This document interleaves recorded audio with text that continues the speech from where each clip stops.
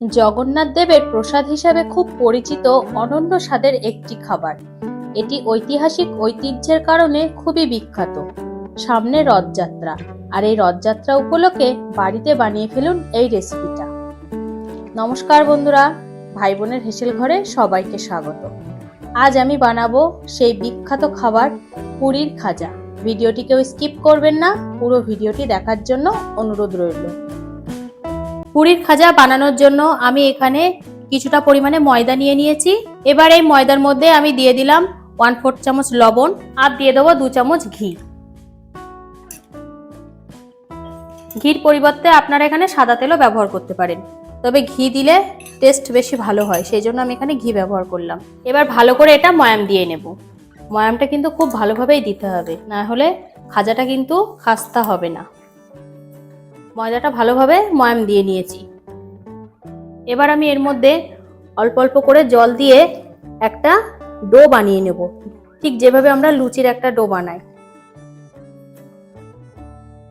ময়দাটা মেখে আমার একটা ডো বানানো হয়ে গেছে। এবার ময়দার এই ডোটা আমি 30 মিনিটের জন্য ঢাকা দিয়ে রাখলাম। ডোটা 30 মিনিট ঢাকা দেয়া থাক, ততক্ষণে আমি একটা চিনির সিরা বানিয়ে নেব। তার জন্য গ্যাসে একটা প্যান বসিয়ে দিয়েছি, তার মধ্যে আমি 2 কাপ মতো জল দিয়ে দিয়েছি।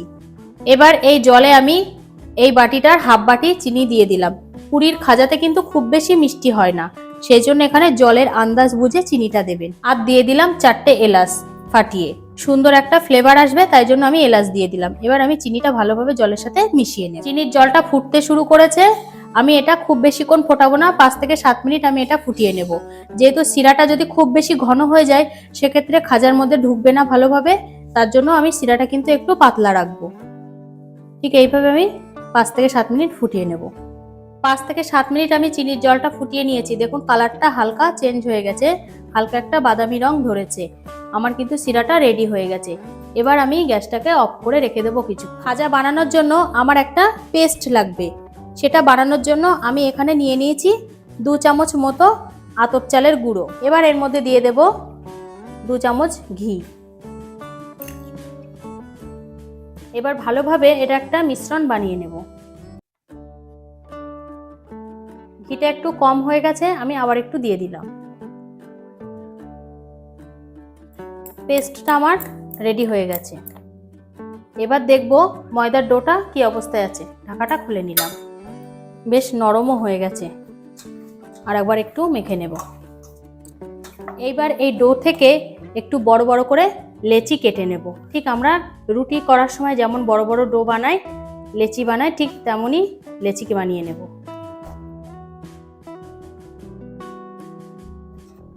ওই ডোটা থেকে আমার 6টা লেচি হয়েছে। এবার এই লেচিগুলো দিয়ে আমি রুটি বেলে নেব। তার জন্য একটা চাকি এবং একটা বেলন নিয়ে নিলাম। এখানে আমার বেলনটা গায়ে একটু ডিজাইন করা আছে, সেই জন্য যে রুটিটা আমি বানাবো সেটা কিন্তু একটু ডিজাইন হয়ে যেতে পারে। এটা কিন্তু কোনো সমস্যা নয়, যাদের বেলনটা প্লেন মানে কোনো ডিজাইন করা থাকবে না তাদের কিন্তু রুটিটা প্লেন হবে, আর এখানে একটু ডিজাইন হয়ে যেতে পারে। এবার আমি একটা লেচি নিলাম, নিয়ে উপর থেকে অল্প একটু ময়দা ছড়িয়ে দিলাম, দিয়ে এটা রুটির মতো বেলে নেব। একটু পাতলা করেই বেলতে হবে,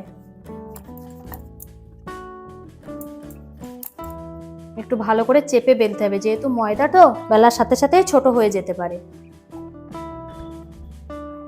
একটা লেচি দিয়ে আমি রুটি বেলে নিয়েছি, ঠিক এরকম ভাবে বাকি লেচিগুলো দিয়েও আমি বেলে নেব।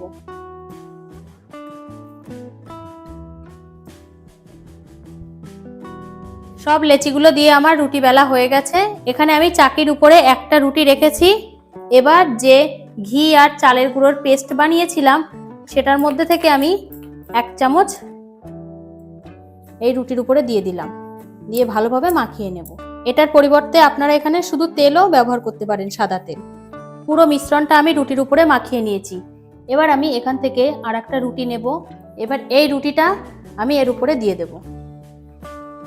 এবার এর উপরে আবার 1 চামচ এই মিশ্রণটা দিয়ে দিলাম, ভালোভাবে মাখিয়ে নেব। এই রুটিটার উপরেও আমি পুরোটা মাখিয়ে নিয়েছি। ঠিক এইভাবে আমার যে 6টা রুটি হয়েছে সব রুটিগুলো আমি এইভাবে সেট করে নেব। সব রুটিগুলো আমি এইভাবে রেডি করে নিয়েছি। এবার আমি সবগুলোকে একসাথে এইভাবে ফোল্ড করব।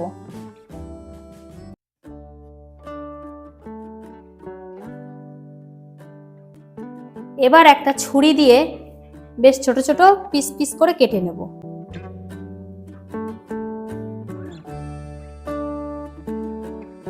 একটু সাবধানে কাটতে হবে।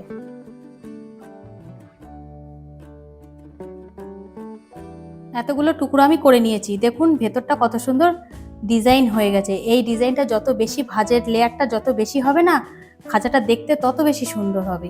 এবার আমি এগুলো সব সরিয়ে নেব।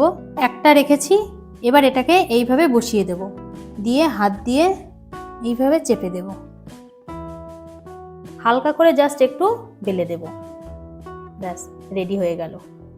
একটা খাজা কিন্তু আমার রেডি হয়ে গেছে। যেহেতু আমার ব্যালনটা একটু ডিজাইন করা, সেজন্য দেখুন একটা ডিজাইন পড়েছে। দেখতে কিন্তু বেশ খারাপ লাগছে না, ভালোই লাগছে। এই পিঠটা কিন্তু নর্মালি আছে। এইভাবে আমি বাকিগুলো দিয়ে সব বানিয়ে নেব।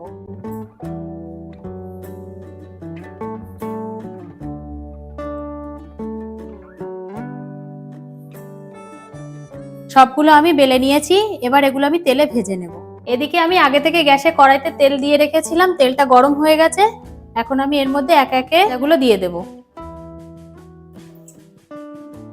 একেবারে সব ধরবে না, আমি 2 থেকে 3টে দিয়ে ভেজে নেব। হালকা নেড়ে উল্টে পাল্টে ভেজে নেব।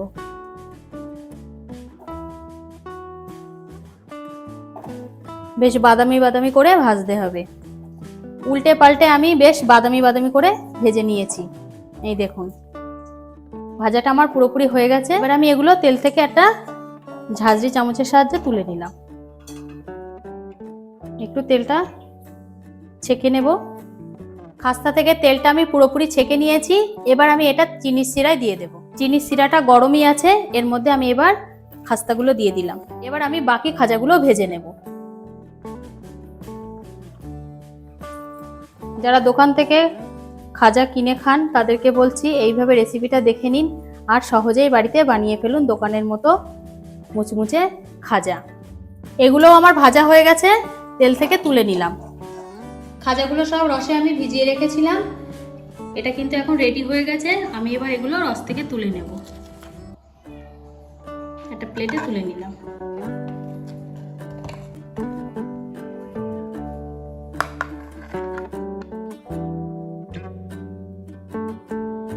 রেডি হয়ে গেছে রথ স্পেশাল খাজা, একদম দোকানের মতো পারফেক্ট খাজা। এইভাবে বানাতে অবশ্যই বানাবেন আপনারা। আমি একটা ভেঙে দেখাচ্ছি ঠিক কতটা মচমচে হয়েছে। একটা থেকে একটা আমি ঘষে দেখাচ্ছি। এবার আমি এটা ভাঙছি। দেখুন একদম দোকানের মতো দেখতে হয়েছে, বুঝতেই পারবেন না যে এটা বাড়িতে বানানো না দোকানের। আর এর যে লেয়ারগুলো দেখুন কত সুন্দর সেপারেট হয়ে যাচ্ছে। এটা কিন্তু দেখতে যতটাই সুন্দর লাগছে, খেতে কিন্তু ততটাই মজা। আজকের ভিডিওটি তাহলে এই পর্যন্ত। যে সকল নতুন বন্ধু আমার ইউটিউব চ্যানেল থেকে দেখছেন তাদের কাছে অনুরোধ পেজটিকে ফলো করে দিয়ে আমার পরিবারের পাশে থাকার জন্য, এবং যারা ফেসবুক থেকে দেখছেন তাদের পেজটিকে ফলো করে দেওয়ার অনুরোধ রইল।